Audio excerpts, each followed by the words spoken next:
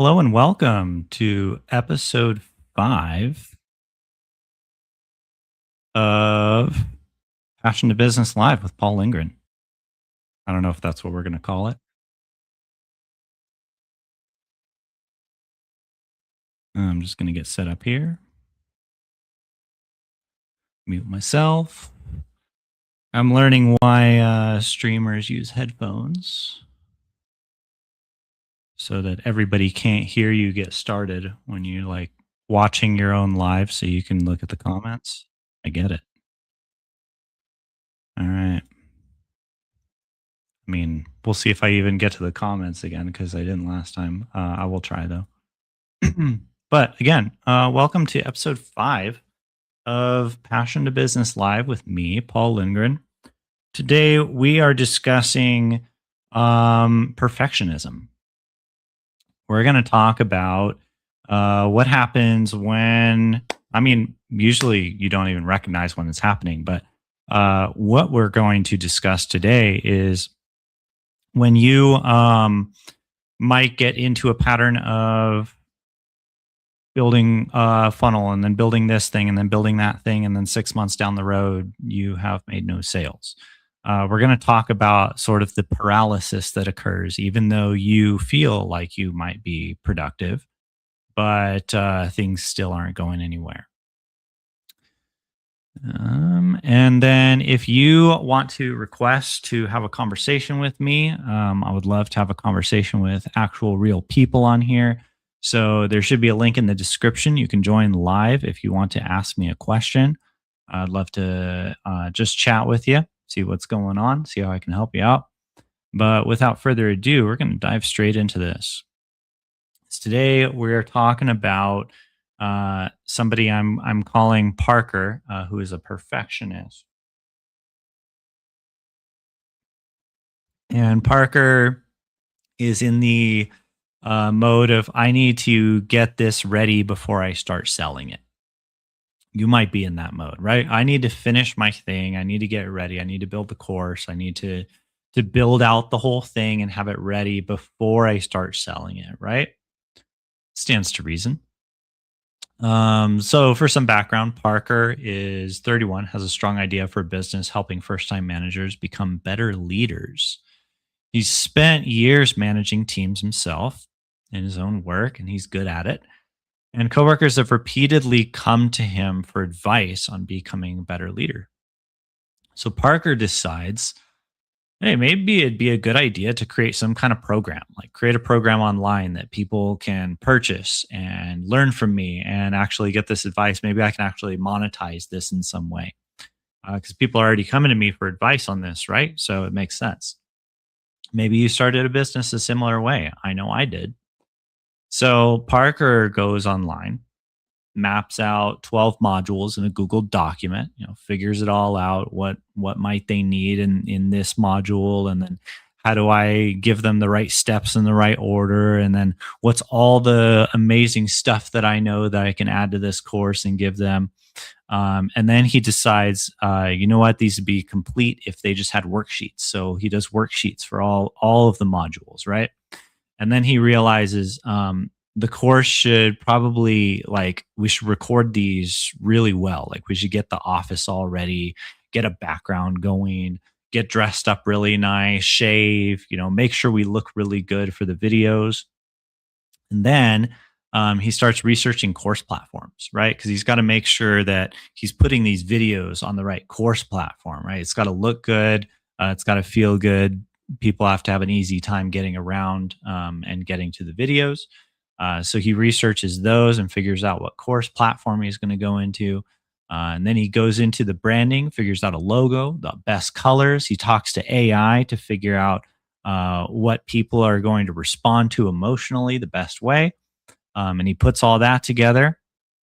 And then he's like, oh, you know what? I need a website for all this so I can sell it.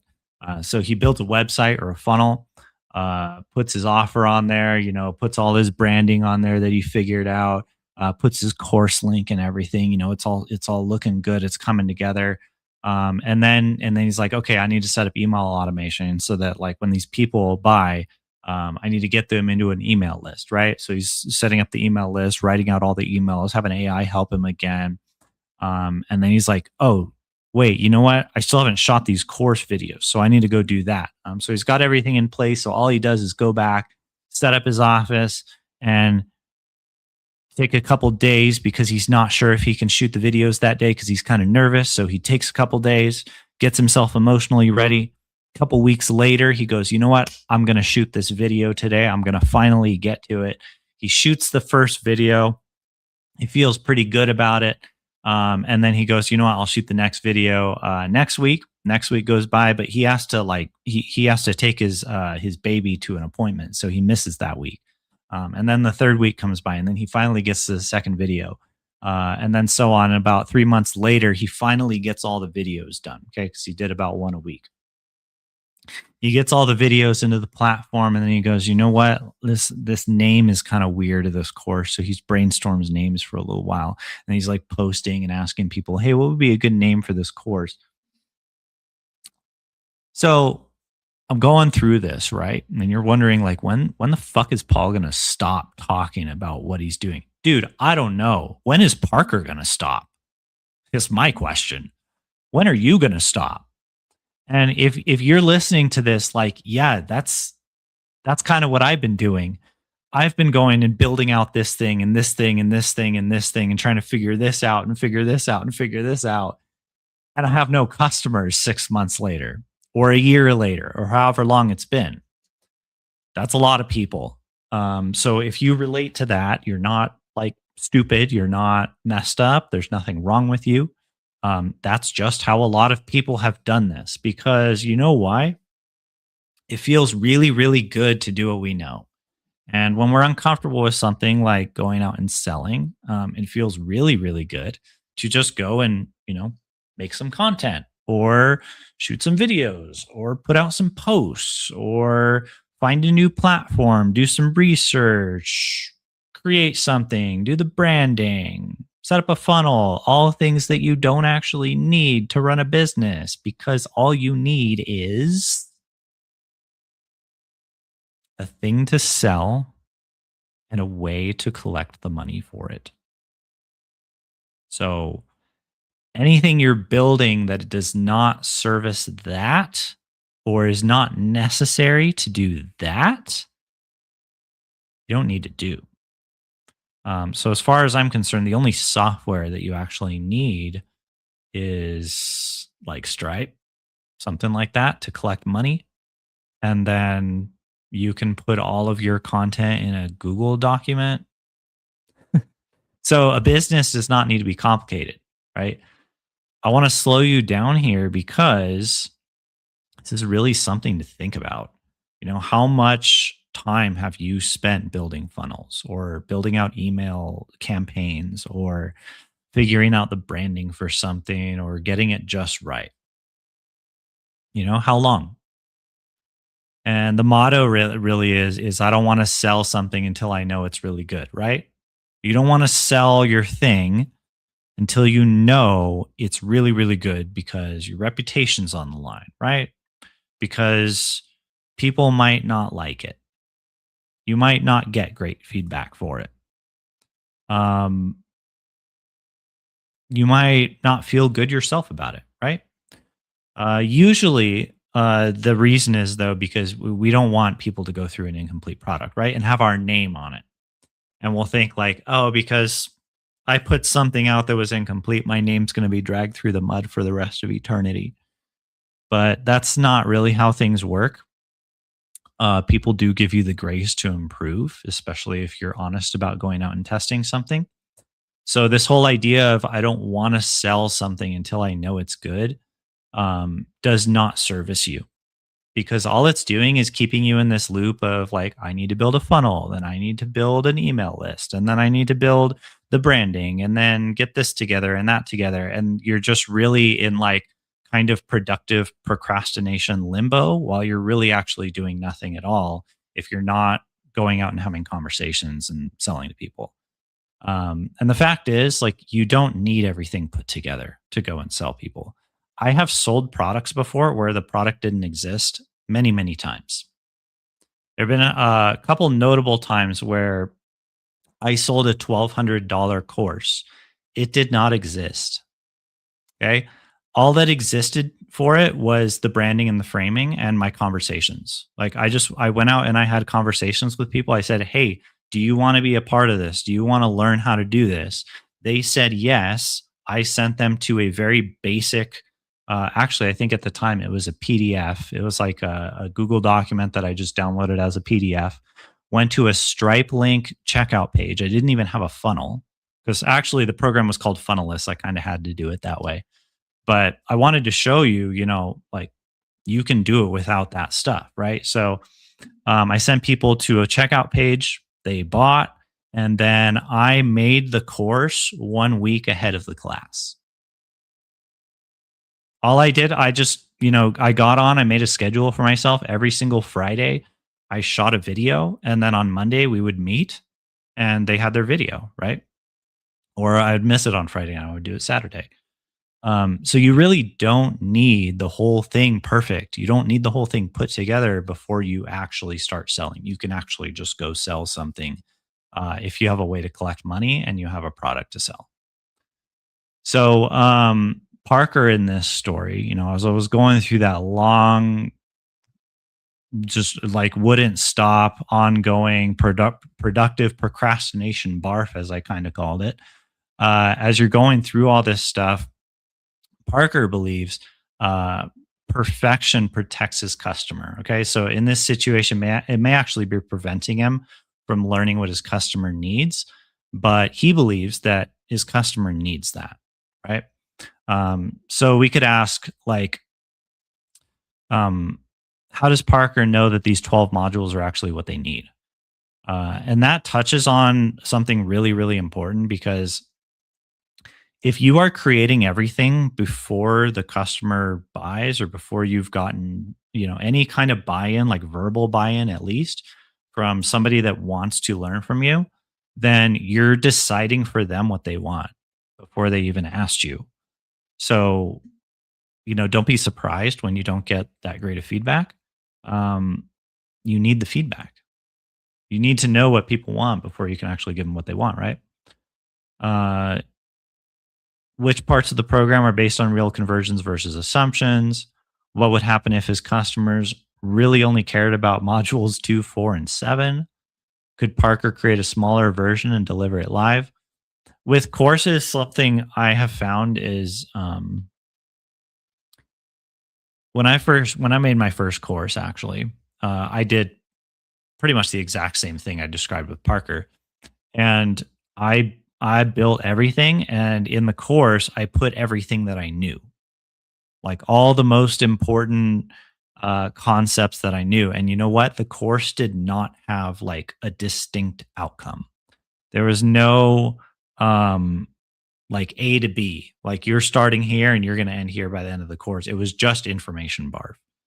And I remember struggling a lot trying to get sales for it. I did end up getting like a sale or two um, for like, no, I got more than that. I got a few sales. I don't remember exactly how many. I think it was less than 10 though. And I just remember struggling a lot because people didn't really like get what it was about.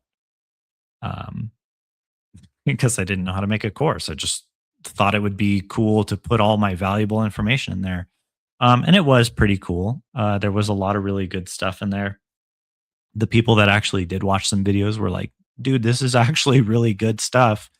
But it wasn't helpful, honestly, because it wasn't curated into um, like a very clear to understand model where you could be somewhere and get somewhere. I couldn't sell the course and be like, you're going to get here by the end. And that's something a course really needs, just for this example. I think that's something that every product needs actually is it needs a very distinct outcome that they're trying to get, not just some kind of vague like this is valuable, find the value in it. Um, so preparation is useful when it reduces risk. Right? It becomes perfectionism when you're preparing for questions that haven't even been asked to you yet. or information that you don't even know about the market yet. Um, Instead, what Parker could do is like recruit some people, take them through the process for free, do it personally, and then use the evidence from that to build a slightly more polished model. It's still not going to be the final, but it'll be better. Even better than Parker taking 40 hours to try to build the perfect model. It'll be better if he spent 10 hours with a couple customers and then 3 hours building a better model than he had before. Because the feedback is infinitely more valuable than just trying to figure it out yourself. You're not making a product for yourself, right? Unless you know that there's like tons of people out. Why did I just turn red? Why am I red?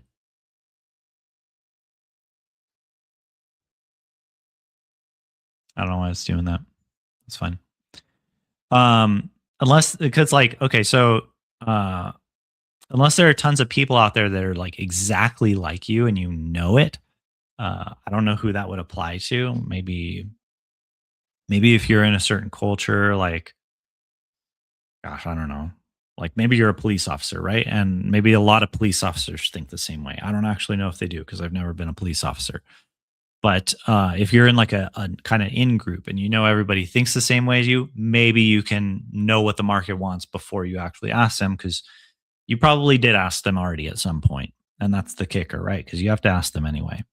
But if you've been working in an industry a long time, you know the feedback, you know the market, you know what people want, you know what's missing, you know what they're looking for, you know how to solve the problem. Go ahead and create it, right? But you do need to get that feedback first. You need the evidence first, whether you experienced it already or whether you need to go out and ask for it. Um, that way, your course or product isn't something you just dreamed up in isolation, right? It's something that actually will help people in the way that they're asking for. So the core lesson of this, if I'm going to have you take away something from this, is you do not need it done. You just need it functional. It does not need to be perfect. There are people that say done is better than perfect, right? And then some people are like, well, it's not done until it's perfect. Done is just functional. Okay. If the product can function and get the people what they paid for, it's good enough. It doesn't need to sparkle. It doesn't need to be animated. It doesn't need to um I don't know, it doesn't need to recite like poetry to them, okay? Unless that is the product. So don't overthink this stuff. Don't get caught up into thinking like I need to buy this software and I need to do this the right way and I need to pay $100 a month for this funnel program and then get this other program to make sure that they all link together and pay for this monthly. Like you probably just don't need to at this point. Um, just go build it. Just go sell it. Just go do it. All right. Thank you for watching. If you were here live, I appreciate you. Hit a like button for me, please. If you are watching the replay, I also appreciate you very much. And so if you enjoyed the live, hit the like button, please. That helps me out, helps get it out to more people so they can see this and get the value from it. And if you want to get notified so that you can either watch live or join me sometime and have a conversation, I would absolutely love that. Go ahead and hit the follow button so that you get a notification when I do. And with that, I will see you next time. Actually, before I go, I'm going to check chat just to see. Just to see. Okay, nothing to respond to. Awesome, guys. I will see you next time. I'm probably going to do these. I'm starting to think about a schedule here. I want to do it a few times a week. I want to do at least one on the weekends so that everybody has an opportunity to jump on here.